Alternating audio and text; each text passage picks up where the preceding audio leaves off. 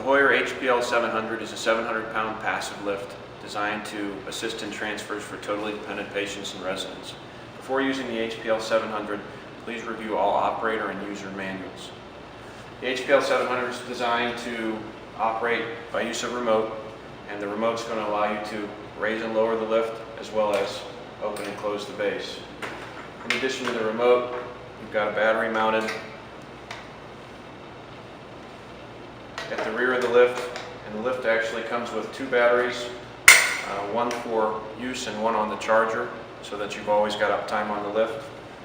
Below that battery, you've got your emergency stop button. The emergency stop button is designed for two functions. During an emergency, we can push that button in, and that stops whatever lift is in process.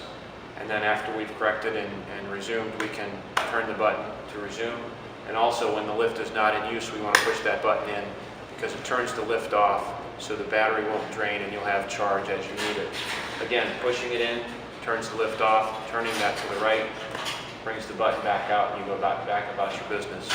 Below that big red button, you've got two emergency up and down locations, and with the tip of a pen, you can push in and actually bypass the control unit to raise and lower the lift in an instance where your remote's not working but you still have power.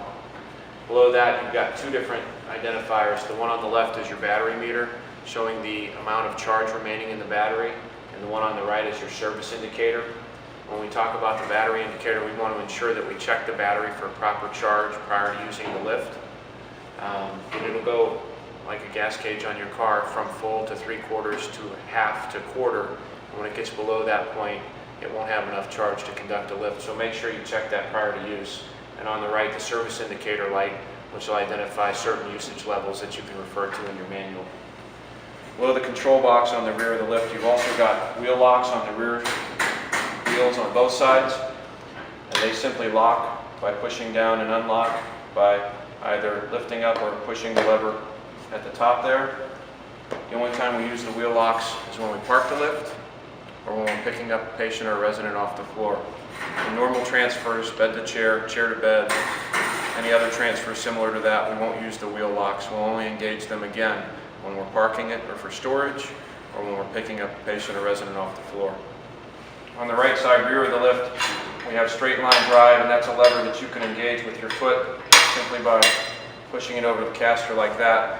That holds the caster in place so that when you're driving in a straight line down a hallway, say, the lift won't veer back and forth. It'll continue in a straight line. And likewise, when we're using the lift, that allows us to pivot effectively rather than having to engage a lot more muscle when making the transfer. Simply disengages by swinging it back out in place.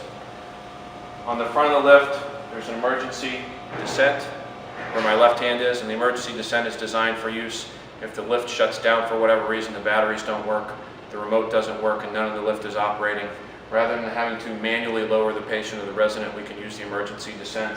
And all I have to do is lift that up about 1/2 inch with finger pressure, and as long as there's weight on the lift, it will lower. Moving to the front of the lift, we've got a 4-point cradle, and the cradle is designed for attachment of various slings, which we'll go through separately. The two cradle portions facing the patient are for the shoulder straps. The two away from the patient or resident are for the leg straps, and we simply make those loop connections that way. And at the front of the lift, you'll see here the scale attachment. The scale's for weighing your patients or residents. Operationally, on both sides of the scale, it's got an on and zero button. And when we turn that on, it runs diagnostics and begins its process. The zero button, we push the zero button in and hold it until it says the word zero, and it'll actually reset itself. Next to the on and zero button is your pounds and kilograms button. This will actually convert for both weight measurements. And next to that is your recall button. The recall button allows you to recall the last weight that was recorded and saved on the lift.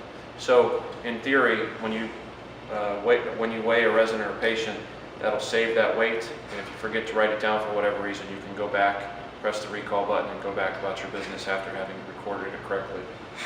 On the top of the arm, you'll see here there's a sticker with red for small, yellow for medium, green for large, and blue for extra large. There are color indications for different sizes of slings. And the HPL700 will use both the classic style slings and the Hoyer professional style slings, as long as they're rated for the appropriate weight, and we have identified the proper size and type of sling for our patient or resident.